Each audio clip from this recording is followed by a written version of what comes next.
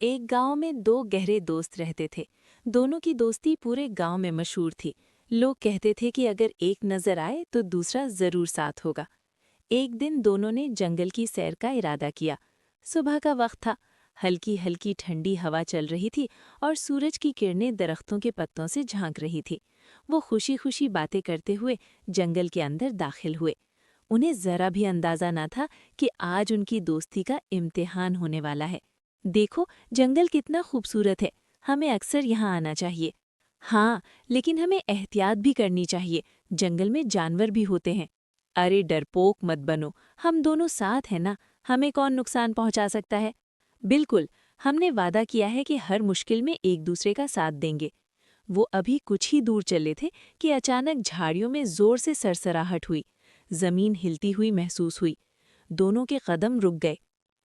یہ کیسی آواز ہے؟ مجھے لگتا ہے کوئی بڑا جانور ہے۔ اچانک ایک بڑا سا بھالو جھاڑیوں سے نکل آیا، اس کی آنکھیں چمک رہی تھیں اور وہ سیدھا ان کی طرف بڑھ رہا تھا۔ بھالو، بھاگو! ایک دوست فوراً قریبی درخت کی طرف دوڑا اور تیزی سے اس پر چڑھ گیا، مگر دوسرے کو درخت پر چڑھنا نہیں آتا تھا۔ وہ اکیلا کھڑا کانپ رہا تھا۔ یا اللہ، اب میں کیا کروں؟ میرا دوست تو مجھے چھوڑ کر اوپر چڑھ گیا۔ اچانک اسے اپنے استاد کی بات یاد آئی کہ اگر بھالو سامنے آ جائے تو زمین پر لیٹ جاؤ اور سانس روک لو، کیونکہ بھالو مردہ انسان کو نہیں چھیڑتا۔ وہ فوراً زمین پر لیٹ گیا اور سانس روک لی۔ ہلنا مت۔ بھالو آہستہ آہستہ اس کے پاس آیا۔ اس نے اسے سونگھا، اس کے کان کے قریب منہ لے گیا۔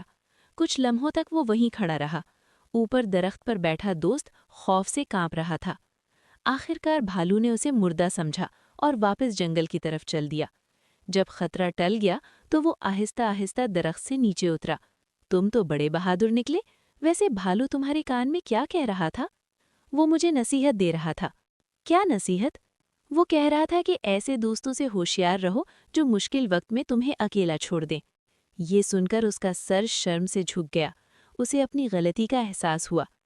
مجھے معاف کر دو، میں ڈر گیا تھا، مگر مجھے تمہیں اکیلا نہیں چھوڑنا چاہیے تھا۔ دوستی صرف خوشیوں میں ساتھ رہنے کا نام نہیں، مشکل وقت میں ساتھ دینا ہی سچی دوستی ہے۔ اس نے دل سے معافی مانگی اور وعدہ کیا کہ آئندہ کبھی اپنے دوست کا ساتھ نہیں چھوڑے گا۔ دونوں خاموشی سے واپس گاؤں کی طرف چل پڑے۔ آج ان کی دوستی نے ایک بڑا سبق سیکھ لیا تھا۔ اخلاقی سبق: سچا دوست وہی ہے جو مشکل وقت میں ساتھ دے۔